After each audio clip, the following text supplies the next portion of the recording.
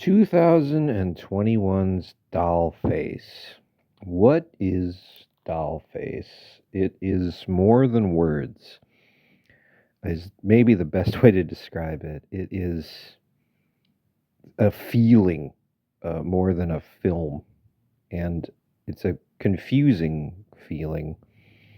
It's a feeling of like and dislike. It's like a pain for pleasure, tonguing a canker sore type of oddity that doesn't go away. It just doesn't digest like so many other things do.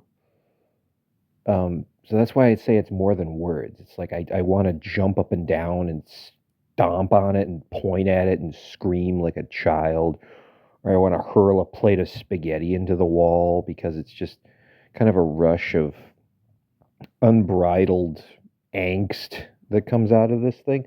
It's not good by any means. That's important to point out, that it's not like you don't watch this and feel like, wow, they accomplished what they were going for there, because I have no idea what the hell they're going for. There is no goal here. I think it's meant to be more of a feeling, I guess, or an attitude, or just a lesson in humility. I don't understand. It's a lot of things, though, and it's important to note that the director hates it. He absolutely hates it. He took his name off of it, and so there's a beginning montage where they introduce all the dolls to you, because this is a doll-centric film, and in every credit, they just have a doll with like a tag on its toe to say like, my name is blah blah blah. I'm the art director. So his is there, but his great special effect is to scribble his name out with like a Sharpie as the director of the film. That's how much confidence and stake he has in this thing. And it's horrible because of that. It's extremely low budget. It's the story of a woman um, who inherits a condo and also a porcelain doll collection from her late grandmother. And her name is Marmalade as well, like Paddington's sandwich. And the key figure in the entire film is that she does not speak. She kind of speaks. She communicates like the way Garfield does, where it's just kind of an odd, stoic, physical expression, and then a quizzical, like head cock or nod, and then show like it was a masterclass in like mimery, I think, from the actress young Alex Villaret, isn't it? And she does speak English. The movie's in English, and she speaks it. Because I looked it up after. I was like, oh, well, this is a technique that was done for this movie, probably because she doesn't speak English or doesn't speak it well. And then she is a better physical actor than she is able to communicate. So the answer is, why not film it in French? Oh, because I can't sell a French movie, I guess, is the idea. But no, she also speaks fluent English, does so fine. And so in the trivia section of its IMDb page, it says, no, no, no, this was a choice.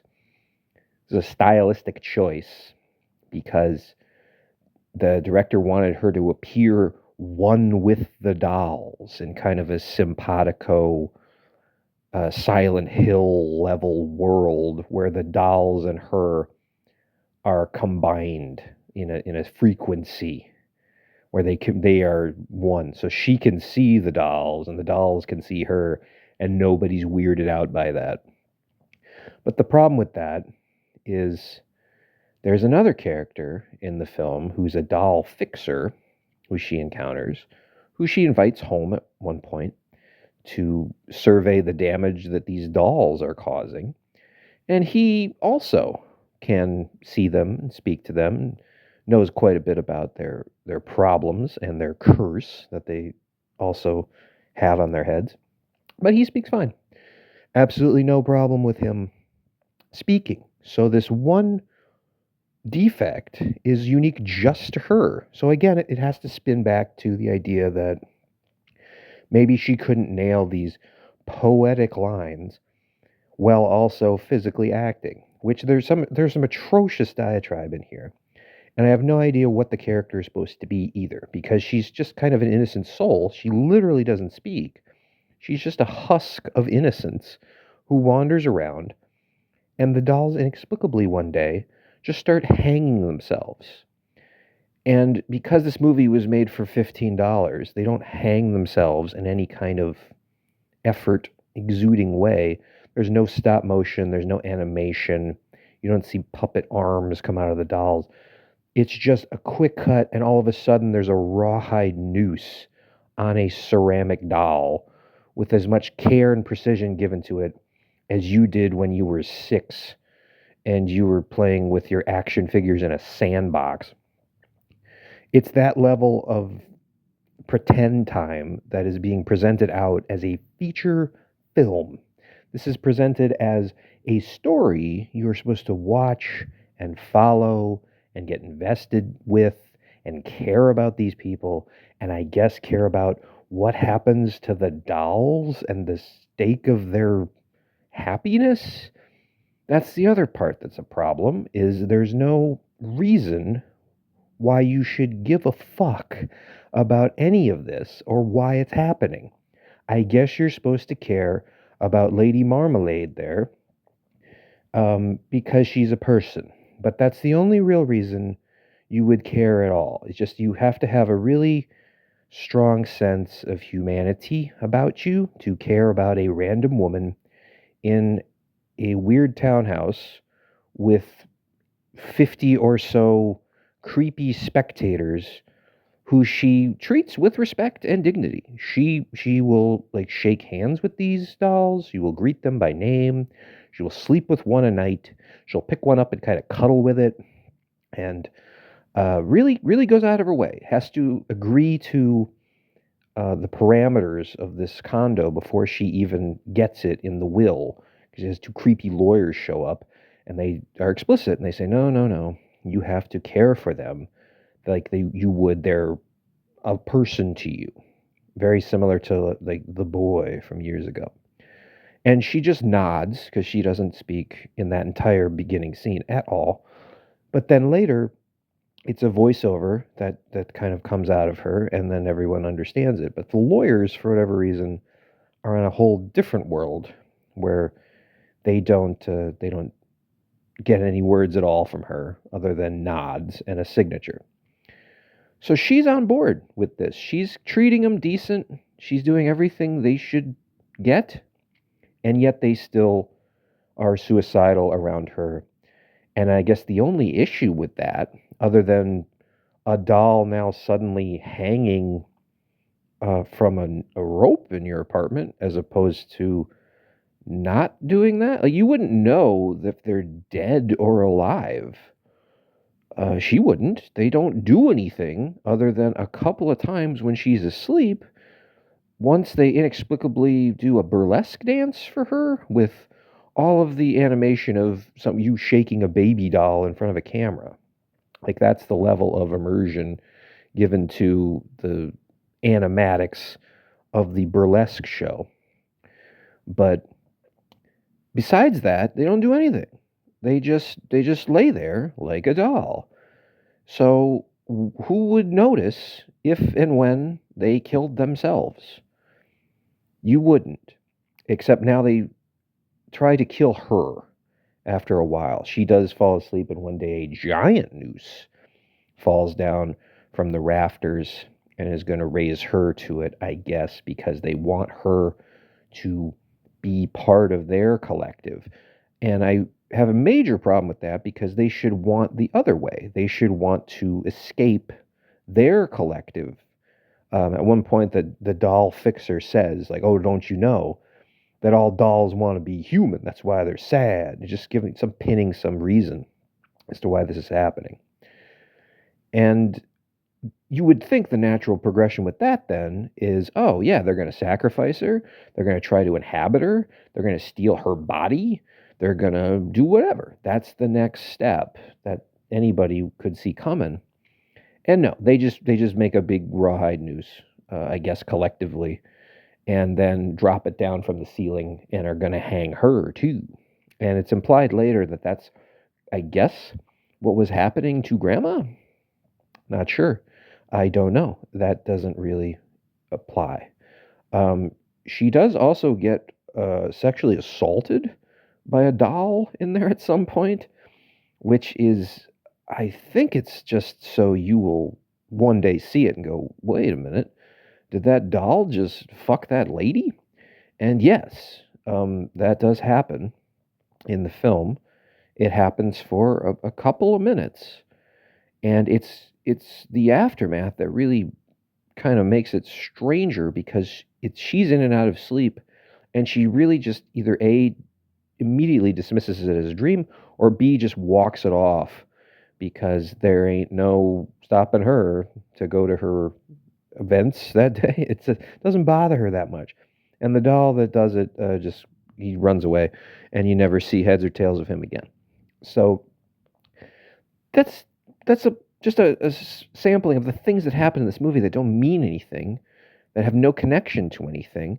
And again, it's just trying to set up some kind of like overall message or ideology of I don't know what, of be nice to people or make your days count, make your moments count when you are feeling down. I don't understand because the big uh, collection at the end, or the big ideology, is that she was a doll the whole time, I guess, and was part of her psychiatrist's patient's fantasy. I don't understand that either, because again, nothing is laid out as real or fake. It's all just presented as this is happening, this is real, look out, dolls coming at you. And you would want to chalk it up to none of this is real because it looks so bad and it makes no sense. And there's the telepathic communicating element. There's all that stuff that really shouldn't be working in the real world. And it would make better sense if it wasn't. So I guess that's okay that it's wrapped up like that. But there's also no reason why it's wrapped up like that. It's also incredibly unclear if that's exactly how it's wrapped up like that. And of course, it has to do the hackiest thing in the world at the very end, where it says, "Oh, is it that or is it something else?" I don't know. It's just a goddamn mess of a film, but it's also uniquely fun because it treats itself so serious and so earnest that it really thinks it's doing something different and groundbreaking and creative to try to give you this message to it. And in doing so, it's really falling flat on its face because those scenes in there that you would think, why are these happening? I 100% think that they're just there because wacky shit happens, and then they thought, oh, this will become important, or it'll be on TikTok or some garbage app in the future as itself. And then people will see this one little snippet and they'll be like, wow, can't believe a doll did that. And then they'll want to see the whole of it. And that reeks of it. There's plenty of scenes like that that reek of it, that they were thought out in 30 seconds and then shot in 5 minutes.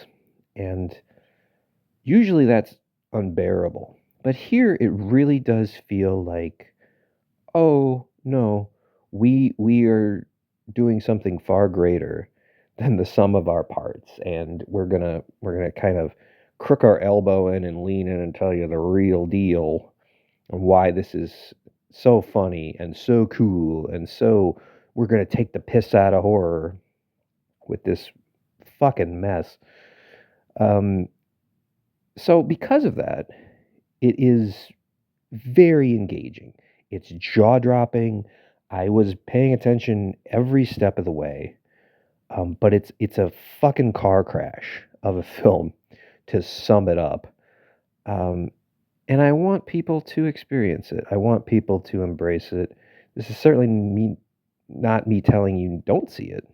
You should see it because it will kind of redefine odd and cheap to you in ways that you didn't see coming. So, Dollface 2021. It's a ridiculous film.